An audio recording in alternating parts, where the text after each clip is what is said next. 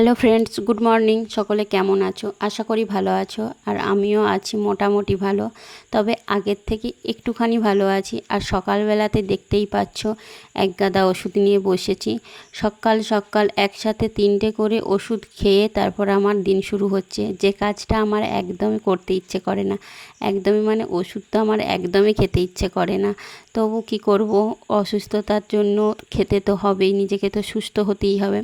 তার জন্যই প্রথমেই সকালবেলায় আগে ওষুধগুলো খেয়ে নিলাম খাবার আগে, তারপরে একটুখানি বসে তারপরেতে খেয়েছিলাম চা আর মুড়ি।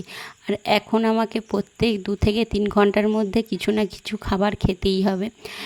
তোমাদের এই ভিডিওটাতে একটুখানি শেয়ার করি। অ্যাকচুয়ালি আমার হয়েছে কি, এখনও পর্যন্ত অনেকে জানতে চাইছো, দিদিভাই অপারেশন হয়েছো, দিদিভাই কি হয়েছে, ফাইনালি কি হলো।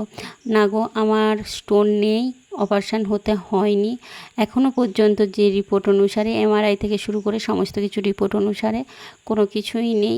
মেন হলো আমার ভীষণ বড় একটা গ্যাসের সমস্যা হয়েছে, ওইটা থেকেই কিন্তু আমার প্রচুর পেটের যন্ত্রণা হচ্ছিল। না লিভারের কোনো কিছু ইনফেকশান, না স্টোন, কোনো কিছুই নয়। যাই হোক, তোমাদেরকে বলে দিলাম, এখন ডাক্তার দেখিয়ে অনেকটাই সুস্থ আছি।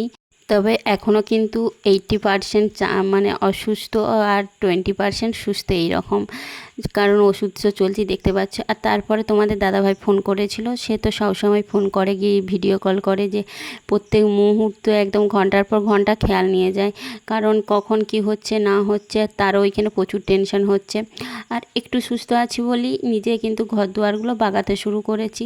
আর এই ভিডিওটা তোমাদের দাদাভাই দেখলেও আমাকে বকা দিবে জানি, কিন্তু তবু কি করব, ঘর দুয়ার তো অপরিষ্কারভাবে রাখতে পারি না, আর আমি নিজেও থাকতে পারি না অপরিষ্কার হয়ে থাকলে। তার জন্য একটু সুস্থ থাকতে কিন্তু ঘরের কাজ করতে শুরু করে দিয়েছি। প্রথমে সকালবেলা বিছানাটা তুলে, বিছানাটা বাগিয়ে তারপরে রুমগুলো ঝাঁট দিয়ে দিয়েছিলাম। আর তোমাদের সাথে সেখানে শেয়ার করা হয়নি, কতকটা শেয়ার করেছি আর কতকটা করা হয়নি, কারণ সবসময় ক্যামেরা নিয়ে সত্যি কথা বলতে কি অনেক দিন সেভাবে ভিডিও বানানো হয়নি। তো শখ করে শর্ট ভিডিও বানাই, একটু আধটু করি ঠিকই, কিন্তু ব্লগ ভিডিও সেভাবে বানাচ্ছি না বলে কিন্তু একদমই কিন্তু ব্লগ ভিডিও বানাতে ইচ্ছা করছে না।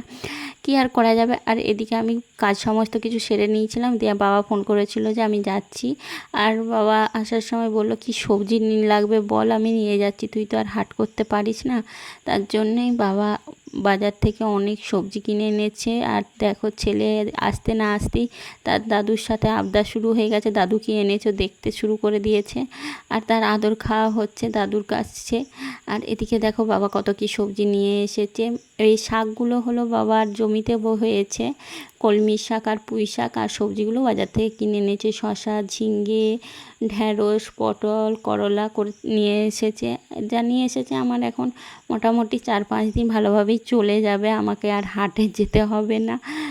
আর শ্বশুরমশাইয়েরও ধান রোয়া হচ্ছে, তার জন্য শ্বশুরমশাইও হাট দিতে পারছেন না, তার জন্য কিন্তু সবজি একদমই ছিল না। যাই হোক, বাবা একটুক্ষণ ছিল, তারপরে বাবা বাড়ি চলে গিয়েছিল। আর আমার বাবার বাড়ি আর আমার শ্বশুর বাড়ি 7 থেকে 8 কিলোমিটারের ডিফারেন্স, বিশেষ কোনো কিছু নয়।